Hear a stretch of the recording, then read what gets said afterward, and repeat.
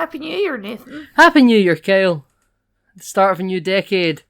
Start of a new decade. If any decade is when our podcast is going to take off, I'm going to bet it's this one. Yeah, this has got to be the decade. So, it's finally here. Star Trek Picard.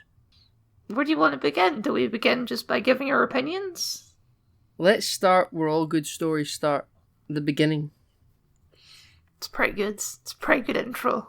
Yeah. I just noticed while I was doing some preemptive research there, the relevance of blue skies. I assume you obviously knew this. Yes, yeah. Well, did you not note it from Star Trek Nemesis?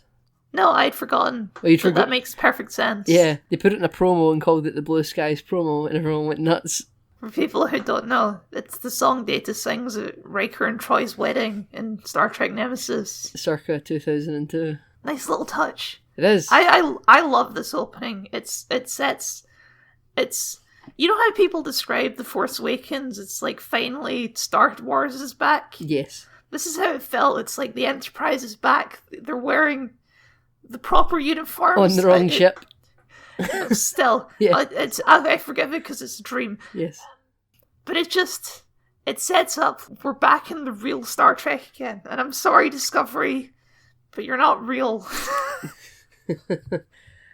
I wholeheartedly agree with you, Kyle.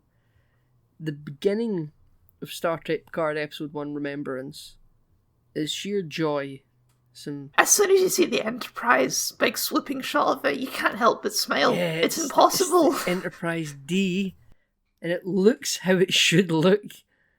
I was so worried that they were going to take artistic licenses and change a lot of things, and they kind of really didn't.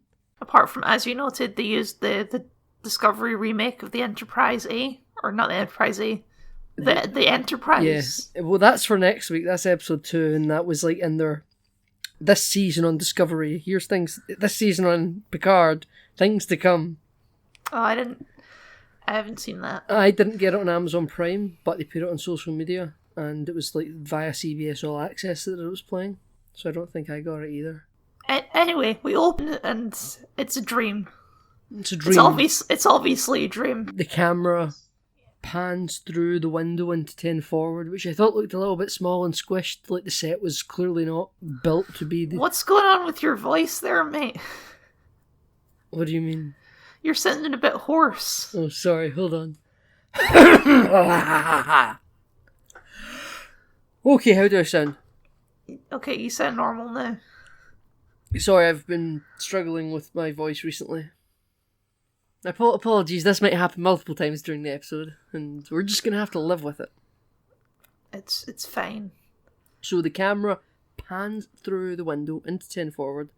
Looked a little bit squished, like it wasn't the full size 10 forward, because I'm assuming it's not going to show up in the rest of this season, so why would they, or it's not going to be prominent anyway, why would they rebuild the full size 10 forward? So I'm fine with it, though I did notice also, it's dreams, so it's allowed to look wrong. I'm not going to be as chill about it, but anyway, you would think Picard would know it so vividly that his dreams would be accurate. You would think. And they're playing poker, which is how the show ended. You know what I appreciate too? It's not like space poker. It's like in Discovery, it would be some sort of space poker. Yeah. They're just playing with a regular set of cards. I know that's a weird thing to compliment, but given the current state of Star Trek, they're not holograms. They're not holographic cards. They've not got like weird reflective backs on them. Yeah, they're not animated. They're just cards, and that's all they're meant to be, and they work tremendously well. And then our first hint that something's going weird is Data plays his hand, and he has like 5 queens. It's like, wait, hang on a minute. That doesn't make sense. It's only supposed to be 4 queens, right? Although they have the little moment where Picard notices that Data doesn't have a tell because he's pretending to have a tell. That was glorious. Loved it. Loved it. I was like, these people know how to play. They haven't forgotten how to be their characters. Yeah. Like Data not really quite getting poker. That is Data. That is something he would do very, very properly. Just a minor thing, which is Brent Spiner's voice is a little bit older than it used to be, which is something you can't help, but it is noticeable. We had the same complaint with James Earl Jones as Darth Vader. Yeah. Yes, I can notice, but I don't think it's even worth mentioning. I don't think. I mean, it's just one of these things you can't do anything about. Yeah. People's voices change. I know. I read it was an interview with Brent Spiner, I think Miranda Sirtis, and they were talking about how they said, "Oh, actually, sorry, we won't be able to de-age you for the show because it costs too much money to make you look as you did in The Next Generation." And Brent Spiner said, No, you don't need to de-age me to how I appeared in The Next Generation. Just de-age me to how I looked in Nemesis, because he looks older in Nemesis noticeably as well. So they said, oh, we can afford to do that. You know, if you just want to go to that, 20 years younger, we could do that, because he's like 70 years old now. And I was like, yeah. God, I don't think he looks 70. Even no, he looks pretty good for 70 even without the makeup. It's just when I'm watching him dressed as Commander Data in Starfleet uniform in 10 Forward, and like you're a 70-year-old man looking like that, doing this all these years later. God bless you, sir. Yeah, I was gonna say, I think that the TNG uniforms have aged a lot better than the First Contact uniforms. Yeah. Just gonna throw that out there. So I was thinking that too. The movie uniforms, I don't know what's wrong with them. I don't know if this is like it isn't an original uniform. The TNG uniforms are very clearly originals. I actually believe they're the ones that were worn on the show. And they look great. They look great. I think the one Brent Spiner was wearing, though, from the films, I don't think that's an original. I think that might be a new one they've made, but they might have made it in a rush. Because something looked weird about it. Above the, on the grey shoulder padding, along the chest, it didn't look good. The yellow undershirt looked fine, and black's black below that, so that doesn't matter either. But the grey did everything looked a little bit too spaced out, it looked too flat. It looked like it was a fan-made one that you could get on like Wish.com, like I think cosplayers would wear. I noticed too, did they change this from the trailer? They had the original TNG badges in that second dream. Right, so in the second dream, when they've got the good television uniforms on, and they have the TV comm badges, I remember when I saw it and I was like, we spoke about this in a podcast. Yeah, I think they had the wrong badges in the trailer. Right, so here's the thing. After we spoke about it, I went back and watched it, and you actually don't see the comm badges. Oh, okay. So we I think when we brought it up, we were talking at our asses. We never saw them. We thought we did. But they got the comm badges right, because, Picard, as we know from trailers, he has like his comm badge in a little case, and he wears that, and that's the movie one. Brent Spiner on 10 Forward's got the movie one. It's just so nice to see old stuff again. That hasn't been changed. Like, I don't hate the aesthetic of Discovery, okay? It has no reason to be where it is. No, it doesn't look like where it belongs in the timeline, and there's some people who's like, oh, it doesn't matter as long as it's good, but it's not good, but that's a different point. Well, I'll tell you one thing that's slightly irking me about Picard. What? Their shuttles that they're using, shuttlecraft, they're all Discovery asset shuttles. I didn't notice that. They don't use that many shuttles. I counted like 2 or 3. Maybe one of them was like one from next week on Star Trek Discovery, but they're all Discovery models for their shuttlecraft, and they've been recolored, but they're not shuttlecraft from TNG or anything. I didn't notice that. You were paying more attention than me. We're getting really ahead of ourselves here. I think I know I said let's go where all good stories start at the beginning, but I think that's not going to be something we can keep to. We're going to be jumping around a lot. So they're playing cards, and then they make tea, and Data doesn't like milk, which is strange. I would be a milkman. I mean, he's a robot. He doesn't actually have opinions on good or bad taste. He can taste. Do you know over Star Trek Generations? He can taste, but without emotions, taste doesn't actually matter. What happened to his emotion chip? They forgot about that in the third movie. I don't know if you remember. It was in Nemesis. Was it in Nemesis? When was it in Nemesis?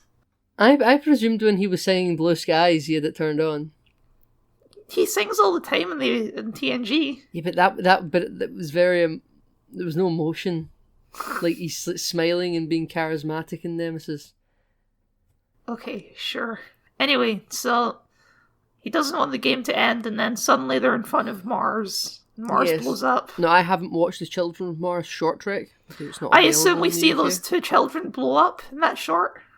What I know happens is it's those kids from the trailers, and their parents work at Utopia Planitia, and then the synths attack, and they've got to work together to survive, but I don't know if they survive. I assume they do. I've not watched it either, by the way. And I know that Picard is scarred by the event because there's like a bit at the end of the short trek where it's like people watching a press release, and it's like a picture of Picard in his new Picard Admiral uniform that we haven't seen yet on the show, but we know is a thing.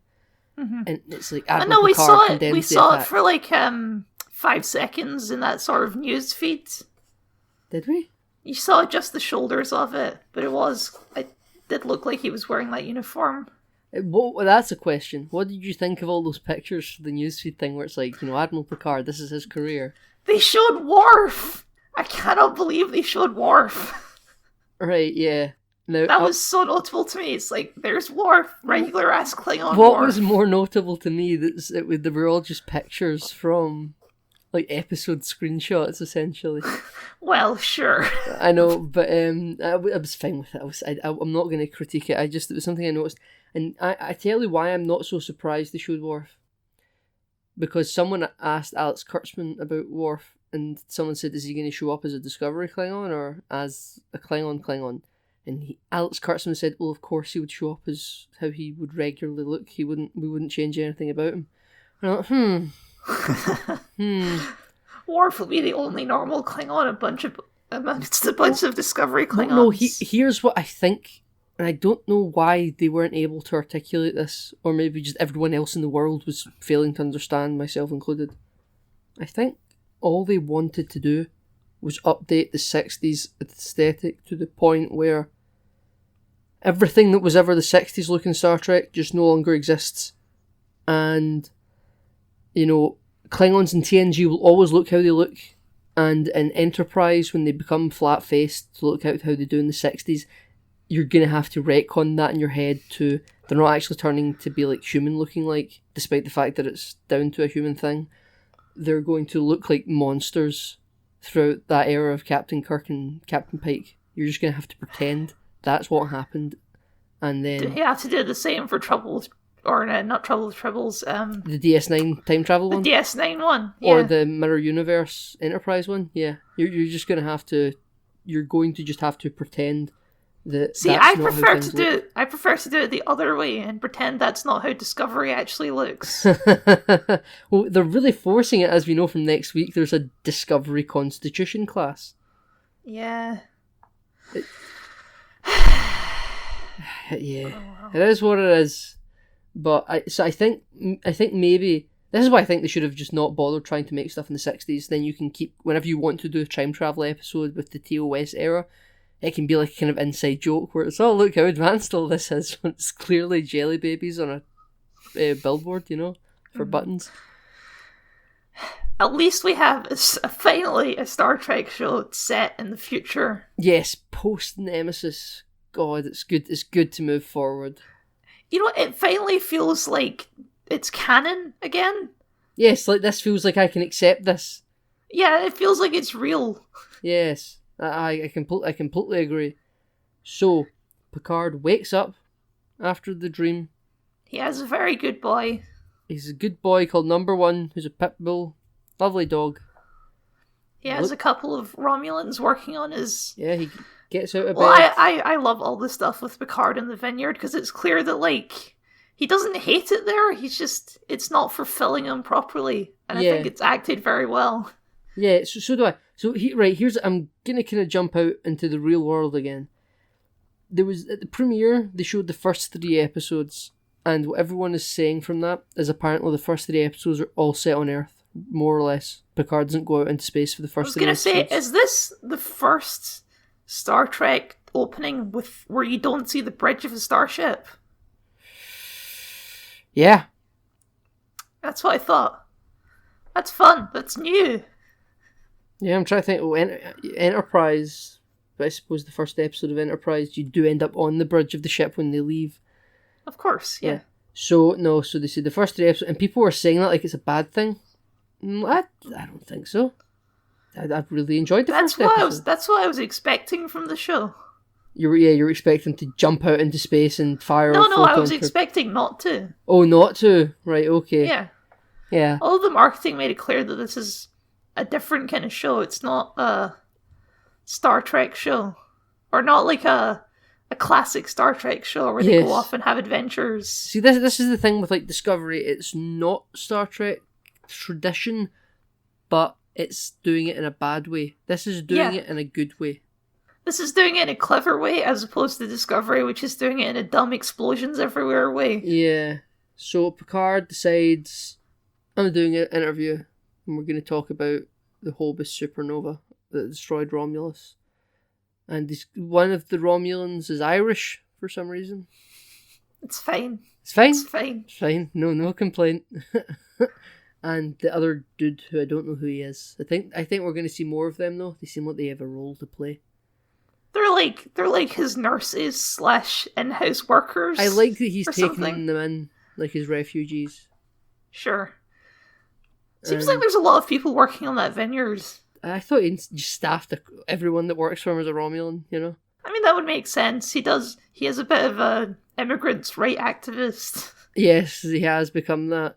And he sits down and they're like, listen, I don't want to talk about Starfleet. I just want to talk about the disaster and the refugees. The lady is like, they've promised that they won't ask about... Oh, the guy's like, we've briefed him 3 times and they've said they're not going to ask about it.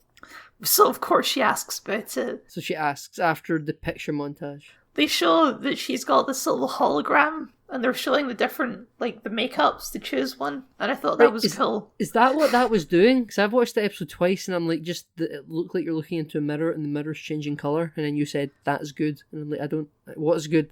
You like the mirror colour? No, right. They're looking at it and it's sort of projecting the makeup that they're going to put on. Yeah. And they're cycling through different makeup styles and they pick one and they say that's good and they agree. When they say that's good, is that automatically applied to her face, like a face replicator, or is that just like a concept and then they go away and actually do it? No, I think that was just like the makeup artist deciding which makeup to go with. Right, okay. That's how I read that. Yeah, no, anyway. It's fine. I mean, I completely missed it altogether, so, whatever. You know what? The holograms actually make sense in this show. It's so much sense. So much sense. Like, obviously, holographic technology has advanced since Voyager, where, you need a little device to walk around the ship. But now, it makes sense that technology would have advanced from then, as opposed to fucking Discovery. We need to stop talking about Discovery. I'm assuming that they must have hologram emitters in the home. Either that or she had, like, a sort of mobile emitter thing to do that. Yeah. Yeah, that would make sense as well, like a hologram projection thing. Because even the replicators that we see later has, like, when they're going through the menu, they have, like, a little holographic picture. I like that too. That made sense to me. Yeah. It's very, very good. And then when he replicates some Earl Grey tea, it doesn't, like, look like it's transporting it. It almost looks like there's a little laser drawing it. Mm-hmm. Like, it looks like a 3D printer. I have to say, though, you said tea Earl Grey decaf, and all I thought was, so is it cold then? Because he didn't specifically request it to be hot. He did not. So it's cold. Tea Earl Grey, hot. Tea Earl Grey, decaf. Maybe he likes iced tea in his old age. I drink iced caffeine products myself. That interview scene's very good. It is. It's very contemporary. I'll say. Well, he acts it perfectly. Going right in, there's some clear analogies to modern day political climate in this show, I think it's fair to say. Very much so. It's like, you wanted to risk all those ships for Romulan lives? Yeah. It's like, no. Lives. It's very much talking about immigration, that maybe even limiting it to the American border. Maybe? Could we go that far? It's also I was going to say it's also in the Mediterranean Sea, Yeah. Going to pick up people in dinghies and lifeboats. It's definitely very globalist. Patrick Stewart did say this is about Brexit and Trump I don't think we can talk about Picard really without maybe talking about the political parallels that they're clearly going. Discovery's got nothing to No, say. Discovery is bollocks. Yeah, Discovery has it's not trying anything. In season 2 they were making a vague point about religion versus science. I think they said. Were they? But they said. Okay, yeah. sure they were. Sure, the Red Angel versus the blah blah blah blah blah. Scuff that. Picard, however, very much seems like it's got a mission behind it, and I think this is also heavily to do with why Patrick Stewart deemed it appropriate to return. I don't have a problem with that, by the way, although I agree with the message, so... Then he's like, scuff this. This is not like a What was the parallel she gave? Oh, I can't remember. He says Dunkirk. Yeah, he says Dunkirk, and then he does a bit later where it's like, you don't even know what Dunkirk is, do you? Yeah, which I thought was very apt, actually, because we've got a lot of Dunkirk stuff recently. The film and Brexit, Dunkirk spirit, blah, blah, blah, blah, blah. And obviously, I'd never thought of the Romulan evacuations like a Dunkirk thing, with like a fleet of... And I also got flashbacks to The Rise of Skywalker, with like, they have no navy, sir, it's just people. Oh God. You see, he left the Enterprise. I heard to help these people. To leave the fleet. I don't know why he didn't leave the fleet on the Enterprise, but Yeah. I know. I was like, is this like more of a Federation sanctioned thing, but not a Starfleet sanctioned thing? This episode sets up like a lot of the mysteries, which I assume will be explored in the rest of the season. Which I think is good. Yes. Like obviously, this is when they bring up that the synthetics attacked Mars, and we, as of right now, we have no idea why that happened. We don't, but they've gone rogue, and that's all we know. And he's like, I don't know why they done it, but I don't think we should have banned them, which I thought was a parallel to the Muslim ban, in quotations, the so-called Muslim ban. I didn't think about that, but that's. I don't know why some extremist does what they did, but I don't necessarily think we should ban them as a result. That was immediately what I took from that. Okay, sure, that makes sense. I didn't make that connection, but it makes sense. You can see the intellectual plugins, though. Yeah. And you asked me a question about if that means the Doctor isn't around anymore. I did, and then later on they have a scene with a hologram, so... Yeah, so we're assuming that holograms are fine. Synthetics is a rather unfitting term, because... Yeah, I guess it means androids. Yeah, they should have just used the word android.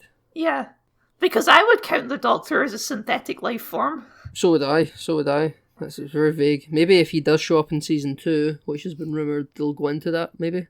They were setting up that holographic revolution in Voyager, Yeah, all those miners. They're going to get Robert Picardo to play like the clones in the Clone Wars. I'd be so on board for that.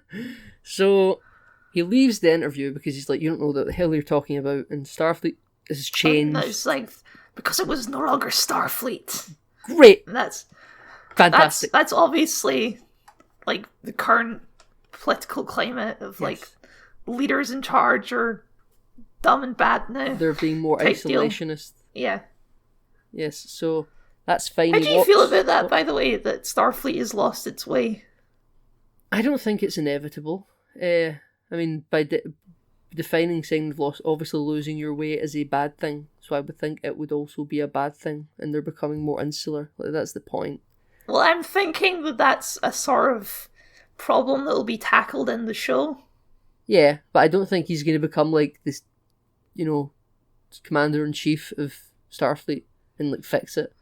No, but he's gonna do something that'll get Starfleet back in gear, I would assume. because this seems like a very small picture story, but there's like a big picture backdrop, and I'm like, well, you're gonna fix the big picture, but I can't see any plugins that are. I can't see how you're gonna fix it.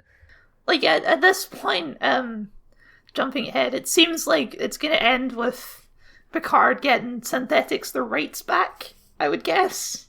Somehow. Him and Data play a game of cards and the credits roll. Okay, so interview. We missed out on the scene introducing Daj. Daj with her boyfriend. It looks like Jason Derulo. It was a good scene. I liked it.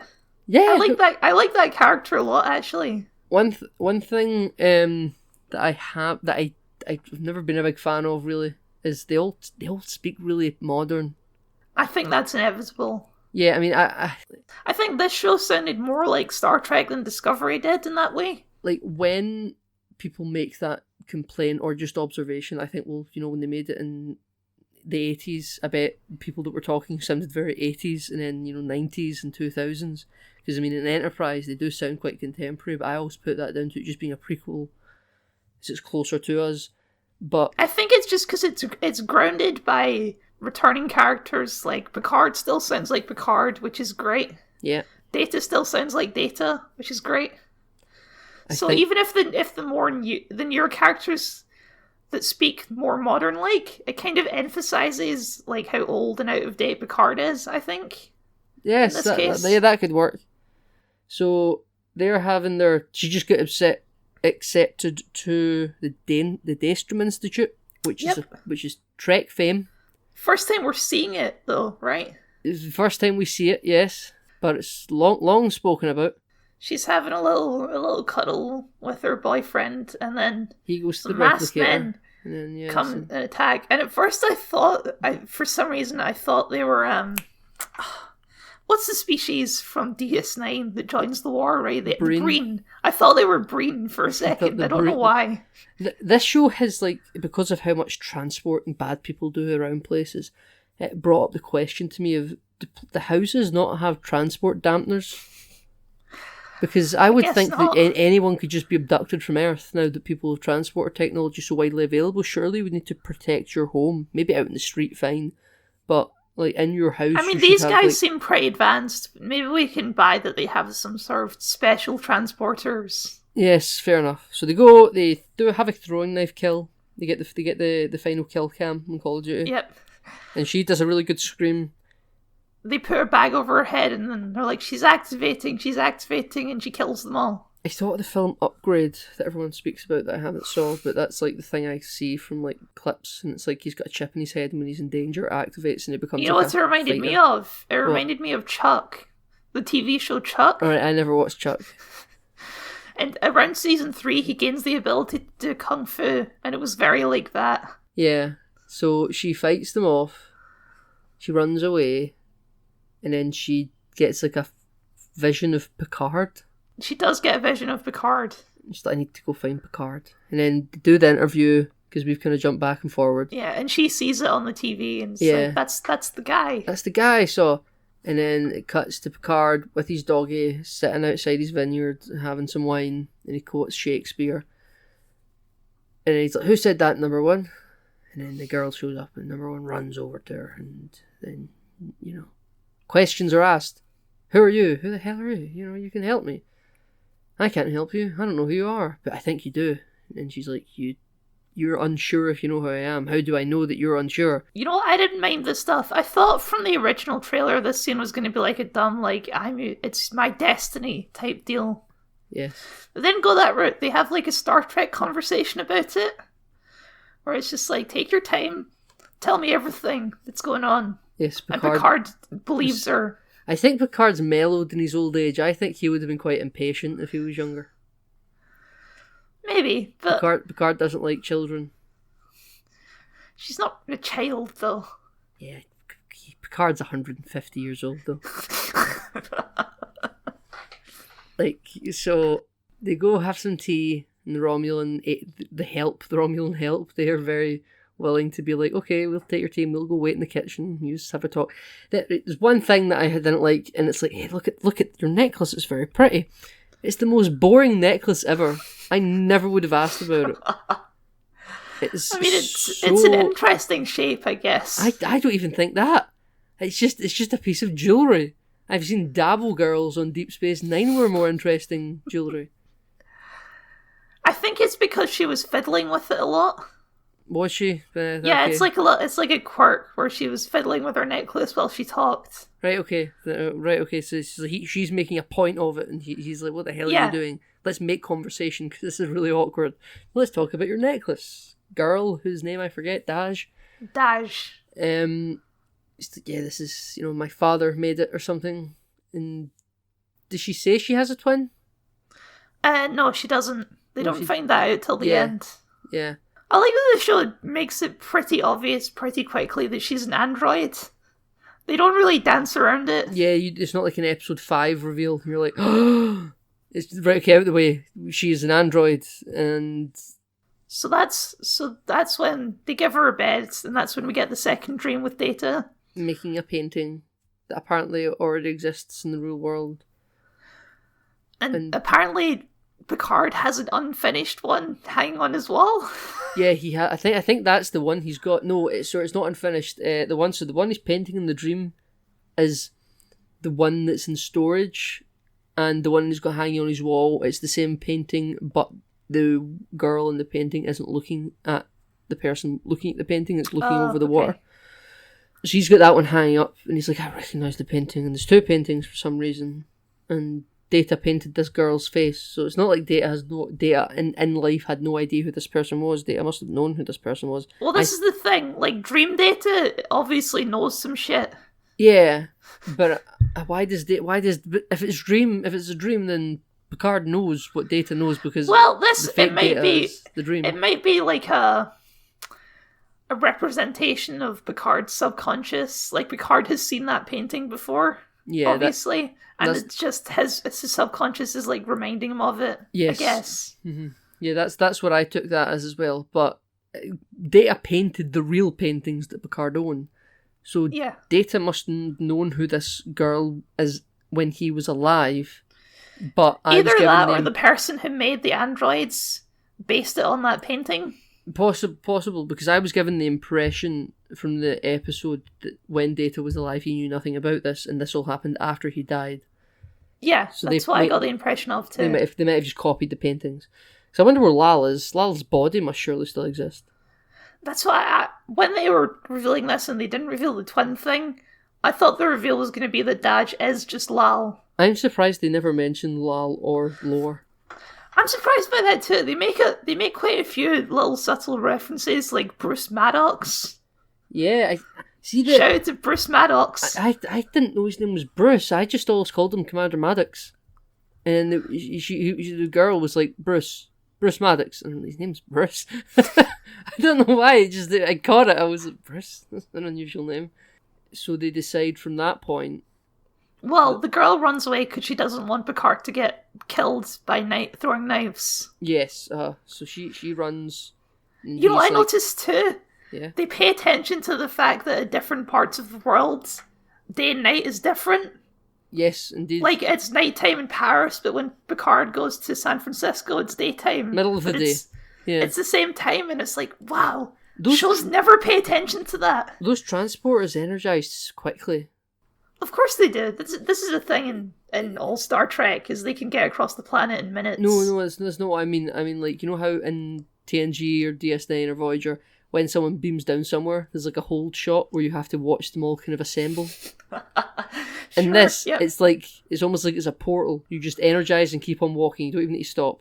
Well, transporter technology has improved, so I'll buy that. Yeah, I'll buy it. I'm fine with it. It's just something I noticed as opposed to the Trek I'm used to, you know. I heard people complaining this first episode was quite slow, and I'm like, yeah, that sounds like Star Trek to me. I loved it, yeah. I loved how slow it was. No one they have so many conversations where they're just figuring stuff out. It's great. I think my favourite scene in the first episode is when Daj finds him at the archives. Mm-hmm. And they're having this small conversation where Picard's like trying to convince her that she's an android. I just love that scene. I couldn't. You're crazy, man. Your friend thinks he knew me, and now I'm somehow a robot. You know. No, it's just Picard. He's like, oh, the android. It conjures a bunch of bad things. Forget them all. Data. He was a commander in Starfleet, and he was my highly friend. Decorated. He was going to be my first officer. He was great, terrific guy. You are like him, essentially. That's where I thought that was going. Can we talk about the records for a minute? There was one part in the scene which I didn't like, which is so the holograph tells a joke, and Picard's like, "Don't quit your day job," and it's like, that's just a weird line. I didn't like that line. Yeah, it was something you were trying, humor, you know. They didn't even seem like, you know, it was literally a hologram, but it didn't seem like a hologram with any ability to learn. It was just like a virtual interface, essentially. Yeah. Like it was, the hologram AI that you get on the Citadel and Mass Effect. That's what I was thinking too. I can't remember its name. Yeah. But I know the one you mean. It has limited ability to interact with you. It's not like the Doctor or something, or Vic Fontaine.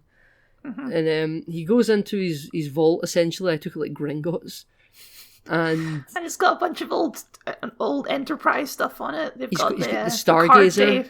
The Picard Day banner. Yeah, so I saw the Picard Day banner. I was really surprised at the Stargazer. It made me happy, though. I saw the Enterprise E online. I never even noticed it. I saw an old Bat'leth the first time I watched it. Yep, I think there's an Enterprise D statue in there as well. And I'm curious if these models are actually the models used from the films or TV. It'd be pretty old by now, but it's possible. And there was another ship in there, and it was the captain's yacht from Insurrection. And I was so confused. I was like, why is the captain's yacht here? I didn't think he was particularly attached to the captain's yacht. He used it for a part of one film. He likes his model ships. I'm kind of surprised he didn't take those home with him, but I guess he's mad at Starfleet, so... Yeah. So he keeps all his private love for them hidden. But but I was also surprised that they kept the regular Bat'leths when you consider the Bat'leths in Discovery are horrific. I was thinking too that it's not really Picard's Bat'leth. Surely Worf would want that thing back. I think it was given to him though. Was it? Oh, okay. I don't think it was given to him on any given episode. I just assumed it was something he would have been gifted, considering his ties to the Klingon governance. It was nice. He went in, he looked at the Picard Day banner, and he was feeling all nostalgic about it. I was surprised he took that from the D when it blew up. I mean, why not, right? Sure, why not, because he hates kids, and now he's got a banner filled with kids' names. So that's just like the front-facing archive, though, because the real archive is presumably in a room somewhere else, where you beam stuff to that table.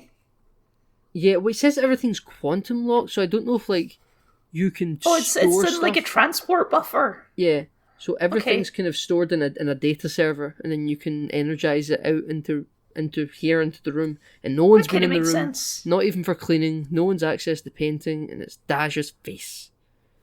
I like this. This is adding to the mystery. Yeah, you're like, wow, this girl's got, or at least this person's face is a long record of existence. Maybe painted this at least 30 years ago. Yeah. Wow, right? Or at least 20. He could have painted it literally before the wedding in Nemesis. Possibly. So after that, there's the scene where Daj calls her mum. Yes, Daj calls mum. I was surprised. I don't know why the hell she has a mum. Well, it's clearly not really her mum. It was clearly like she was being held hostage, I thought. No, because she says you'll be safe with Picard, and it's like I never told you about Picard. Well, who was she really calling then? When if it wasn't really her mum that picked up and it was all inside her head? Well, that's part of the mystery, isn't it? See, but I don't have any faith in this show to explore that. I think the mum thing's going to be just forgotten about. We're never going to see mum. No, I reckon because the twin will also call mum at some point. Okay. It's an anagram. It's M.U.M. It's like Yana in Doctor Who. You are not alone. Yes. You're like, oh, Jesus Christ! Can you imagine she calls Dad and it's just Brent Spiner? It's just fine. It's not even a song. It's not even Dr. Noonan's song. It's just it's lore. Dun dun dun. Good God, Kyle, you cracked it. She's in a back alley somewhere in Paris, and then she's like, right, okay, well, you're clearly a wild one. You've been kidnapped or something. Even if she isn't real, as far as Daj is aware, she might as well be. So something wrong with you, Mum. Bye. No, Mum says you should find Picard and just focus, and then she does some mad computer shit and finds Picard. Yeah, she hacks. She's a hacker, man. You think she'd just go back to the vineyard, but Yeah, just go back and wait. But no, she hacks in, finds him because apparently the government can track anyone down now. No such thing as privacy. Well, they could do that in Starfleet in the original show. It's I'm not saying computer locate commander data. I don't mind doing it on a ship where you have your comm badge, but on a planet where there's private citizens everywhere, I'm like, I don't know how I feel about just being able to locate whoever you like. Well, they did say you need clearance. Yeah, but so. I mean, I don't know how I feel about someone being able to just track me down no matter where I am. I get maybe you can track down prominent officials, like you need to know where a high-ranking admiral is at all times, or You mean Queen. like Jean-Luc Picard? Yeah, even though he's retired, so who should care? He doesn't have he doesn't have any access codes. They would have changed the codes when he retired or revoked these. You know, it's clearance. nice to. They never have a shot focusing on the Starfleet officers or anything, but just seeing them walk around in the background wearing actual Starfleet uniforms was very nice. It looked like a Starfleet base. No, as though people in California or Anaheim or whatever get quite befuddled by this because it's so clearly a well-known convention center in California. Oh, I didn't notice that. No, why would we know? We are not men of the Americas. People are always like, that's the Anaheim Convention Centre. This is so... It'd be like if they filmed something in Glasgow outside a well-known concert hall and we were like, that's not an alien place. That's half an hour away. You know what I noticed? And they had a lot of sweeping shots of cities, which I liked. But they had flying cars. Did you notice the flying cars? I noticed they had shuttlecraft. I never noticed flying cars. When they show the shot of, I think it's Chicago, there's like Boston. flying cars going through the cities. Yeah, I actually didn't notice. I'll need to look at it again. Obviously, I just thought that was weird for Star Trek. I don't know why. You can't afford to transport everywhere. As we know from Star Trek Nemesis, they do have dune buggies. They do have dune buggies. Maybe there's a dune buggy rally happening on the ground, so you need hoverboards now. You need flying cars. The ground is a no man's land. They've never actually shown cars in any of the shows. They always just walk everywhere. Yep.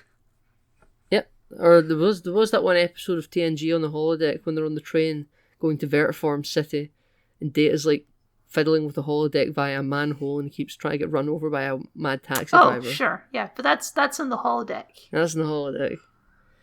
So they have a conversation about how she's an android, and she's like, I'm not an android, you crazy man, you absolute mad lad. Oh, she's pretty depressed about it, actually, which is fair. Yeah, which is fair. Yeah, you're telling me I'm not a human being, because we're all prejudiced. We want to be who we think we are. I just like that because she's like, oh, this is terrible, this is bad, and Picard's like, no, absolutely not. Stop saying that. Yeah, you're fine. Don't worry about it. I'm not one of those people that hate you. I think you're great. I'm a droid right activist. And then apparently she's like, I can sense them coming because I have the Force. And then I assume he's like wired into the network or whatever. Yeah. I can infer that as well. So they start running, and I intellectually understand why they done it. But when they're running, Picard like gets out of breath and he's wheezing and stuff. Cause he's I loved that. Right. Like I say, I intellectually know why they did it. I don't think it didn't make any sense. It did make sense, but I didn't like seeing it. Why? He's an old man. I didn't like He's seeing... He's gonna get winded up the stairs. I didn't like seeing Jean-Luc Picard like looking helpless and wheezy.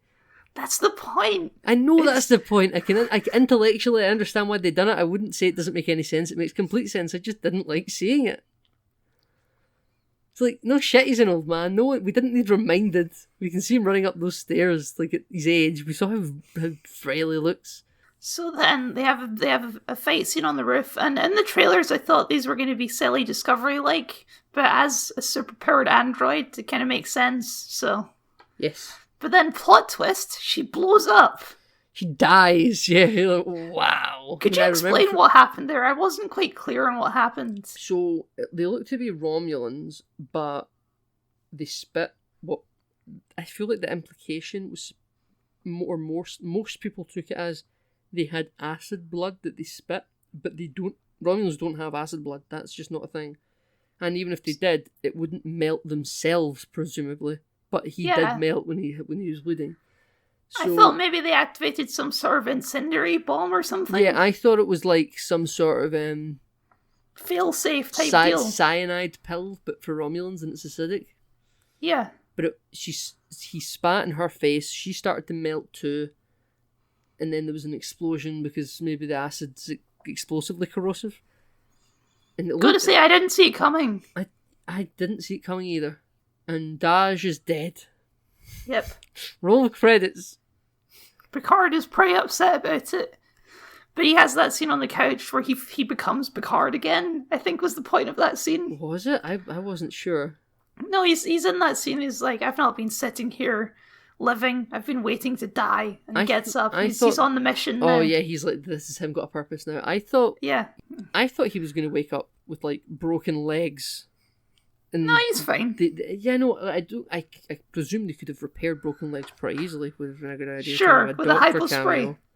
Yeah, but I don't know. He's like an 150-year-old man that's been thrown across a roof, and he's just fine, pretty much. You know, that doesn't bother me. They've done much easier on Star Trek. So he's got a purpose. He's woken up, and he's going to go get answers.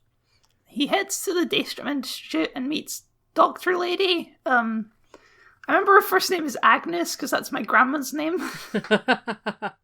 Yeah, Agnes. I don't know the second name either. It's the first episode. We'll get there. We don't remember anyone's name really apart from Picard and Daj in number 1. Something like Jelani or something? Yes. So comes and says, "It's such an honor to see you. I can't believe you've come to visit us." And he's like, "Is it possible to make a flesh android?" And she laughs in his face. Wasn't Lal fleshy? No. She was. Remember, she was very robot, and Data let her pick her appearance, but she was still all roboty underneath. Right. Okay. They were like, "Nah, we can't do it. What do you really want? Why are you making fun? We're here to do serious work, and you're telling me to do something that's impossible." And then she's like, "No, I'm being deadly serious, ma'am, Agnes lady. Can it be done?" And she's like, "Well, come with me." And have a long discussion, and the short answer is no, but there's a long answer that also ends up in no flesh. I like this conversation.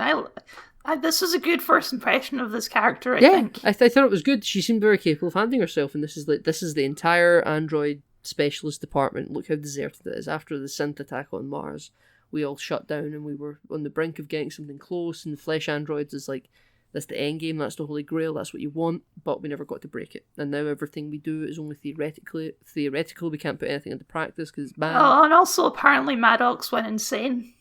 Did he? Did they say that? I know They said that he kind of lost his marbles after androids were destroyed because that was his entire life's work. Yeah. See, right, in the trailers you see a bunch of like synths, I assume they're gonna call them synths, in like a warehouse. Mm-hmm. I see. I always thought they looked a little bit familiar, but did they look like Commander Maddox? Oh, I don't think so. That would be really funny if they were supposed to look like Maddox. They're bald, and he had hair. But that was a question. Since Maddox comes up a lot in this conversation, I'm wondering if we're going to see him later in the show. I don't know where the actor is.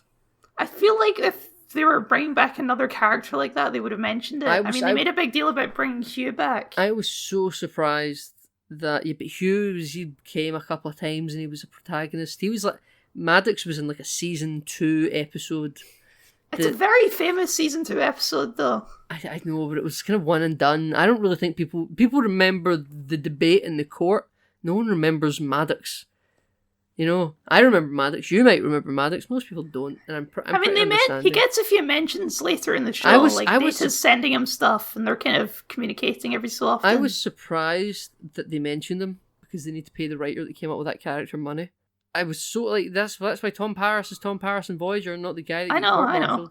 I was so surprised they mentioned him, so I wonder. But it makes sense though, you know. It's like obviously he's the guy, he's the android guy. Yeah, no, I love it. I no complaints, not a single complaint of why they done it. I'm just surprised. I didn't have faith in them to do it, and that was wrong. And I apologise to Alex Kurtzman and 8 executive producers. Jesus Christ. We'll get to the intro. I have many thoughts in the title sequence to this show. They shall be 4. The show B4, and he name drops some and be like, this is B4, isn't it? And I was like, yes, thank you, he remembered his name.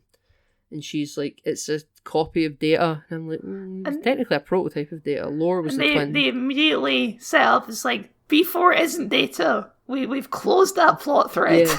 The memory port at the end when he sings Blue Sky didn't what happened, but like it didn't amount to anything. Data didn't take over B4. Which is fine. Or maybe they'll go back to that later in the season, because why even show him? Or maybe it was to address that plot thread, I guess. I think it might have just been to address that. Right, it's just possible. But they could come back to it and be like, haha, I was wrong this whole time. Data's been sitting in this drawer unassembled. We should try it. Because I don't know, you just feel like that's a setup. Like, Chekhov's gun in the show. You've shown him in that drawer. Is he going to get rebuilt? We've seen him in different parts. It wasn't even just a mention. It's possible. You went to the I'm effort not like to super show the for prop. that idea or anything. I'm B4 is open not to the most interesting of characters, to be honest. No, he's pretty simple. Apparently, in the original script for Nemesis, his name was Benign. So, that says a lot, doesn't it? Uh-huh. And then they're like, okay, well, there's B4. Data is gone. This ain't Data. This can't be Data. Well, he shows her the necklace, and then she's like, this is the symbol for some android Synth thing. DNA or something. It was like some sort of bilateral compounds, blah, blah, blah, and or something like that. They're made as twins. There's never one, always two. There are, rule of two. Yeah. And Which I thought was weird. Where did you get this from? And she's like, from the flesh android I just had tea with. Mm-hmm. Why did he still have it? I don't know. I wasn't sure about that. I thought he gave it back to her in that scene. Maybe after the explosion, the necklace survived. I guess so. So she has it, and he's like, no, fucking no way. How'd you got that? He's like, well, the flesh android blew up into smithereens, and there's no trace of her left because of the explosions. We can't look at the body to find out. And then there's another one, and then we cut to... It says that it's the Romulan reclamation site. But I tell you what I was happy about. Everything's colourful. Everything Trek is colourful. So drab. The Romulan ships, you wouldn't be able to know they were Romulan in the '09 film with Nero and his big black mining ship. Well, Discovery is pretty colourful. Everything's kind of grey-blue. I mean, when they go to the Enterprise, everything's all colourful in the Enterprise. Yeah, everything's all colourful in the Enterprise. And then you're like, good God, the Romulan ships look like... Because in the trailers, you see like those ships approaching Mars, and I assumed they were Romulan. Or you see the clips of those red beams, and they must just be the synth ships have come to accept that. Yeah. But they had no colour, and I was like, Romulan ships are green. Put some green there. And the Romulan ships are green. And I was so happy. It's like, good God, Big Joe, you've cracked it. And I also think in the trailer, the Borg cube force fields were blue, but now they're green. So like because Borg. They realised Borg technology is green. Yeah. As soon as I zoom down, it's like they're in a fucking Borg cube, aren't they? Yeah. Keep zooming out. It's like, yeah, it's a Borg cube, you idiots. Why would you build a base in a Borg cube? I thought that the second it said Romulan reclamation site and the Romulan warbird flew inside that, I was like, that's a cube. That's a cube. I know it. And it was like surrounded with little beacons that must be like perimeter proximity detectors or something. I don't know. And there's the guy. There's an emo guy who looks like Spock from Discovery Season 2. He does look a lot like Spock from Discovery Season 2. Wearing the same clothes. I was like, my God, where's your creativity? Tell you what, though, he's a better actor. He's a much better actor. And he goes and speaks to a doctor, turns around, and it's Daj. No, it's Sajd or something. It's Daj too. I think, I don't know if they say it in the trailer, but apparently her name starts with an S. I can't remember. So and I guess she doesn't know her sister's dead yet. Yeah, so he shows up and they talk about the necklace and he's like, I'm sorry, just getting off your shift and you deal with this sort of stuff all day, but now you're off shift and I'm giving you I guess she's like a counsellor. Yeah, that was... I hated this scene, Kyle. Really? I didn't mind it. I was like... She's like, no, I don't mind it at all, and it looks like she fancies him and he likes her, and I know from the trailer they make out. And I'm like, Jesus Christ, this is how you meet, and you're just both so up for this discussion. This random man's walked up to you you've never met before, and he's acting really strange, and you're totally just willing to have this discussion. He's a handsome fellow. That is weird, man. I would feel really uncomfortable. I would never do this to a woman. And then they're like, I love talking to you. And the camera pans out, and the camera pans out again, and you see ships lifting off, and it pans out again, and you're going down the ship's side hull, and you go outside a force field, and the camera pans back, and it's a Borg cube! Oh my God. I wonder if that'll go badly for them. I want to see drones. And I don't mean like drones being deassembled and experimented on. I want to see like the Borg, resistance is futile. There's no reason to put their base on a Borg cube if the Borg don't come back. They must be using Borg technology for something. Yeah.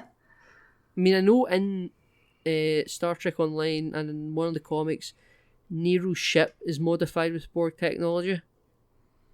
Sure. So maybe Romulan and the fascination with the Borg is a thing that Alex Kurtzman brought in back in 2009. And they've followed it through. I'm really surprised they're doing stuff with the whole supernova, to be honest. I'm okay with it. I don't have a problem with it. I'm just surprised. That's the end of the episode. And then we get this season on Star Trek Discovery. I watched it live on TV, so I didn't get that. And you get I watched it with ads. I remember you were complaining about ads, and I was like, I'm on Amazon Prime in the UK. No ads for me, just a subscription fee. I watched it on live TV. I will not be doing that again. I will find... I think it's on Crave. I may just have to bite the bullet. I've heard people sign say up for it's Crave. on Crave, yes. One of the people I watch for reviews, he lives in Canada too, and he watched on Crave. So, overall, I thought it was a good episode. It's not a big two-parter as well, which is strange for a Star Trek opening. I don't think it is. The Encounter at Farpoint was in 2 parts, but always gets shipped as one. Emissary was 1 part. The Caretaker was 1 part. Emissary, it was like a big double episode though, Emissary, was it not? No. Is it not like extra long? It may be a little bit longer, but it's not in 2 parts, whereas Encounter at Farpoint is in 2 parts. It's part 1 and part 2. Though they always air it as one, but the episodes are listed as part 1 and part 2. But it was nice one. It was nice one, and I'll say one and done. It's clearly kicking off something, but it was nice. One episode didn't have a cliffhanger. It sets up a lot for the rest of the season, even though there's still stuff they have to introduce. Yes, we've got a lot to come. We got a crew. We got 7 and 9. We got Hugh. We got Frakes. We got Riker and Troy. I don't think Riker and Troy is a plot point, though. No, but I think there's got to be a purpose for them to show up. They did say they wanted Kurtzman. This come from Kurtzman, so take it with what you think you should wait with. But Kurtzman says he wanted people in the show, but he didn't want it to not have purpose to the story. He says if he wanted to do that, he just would have had the entire TNG cast show up at one point or another.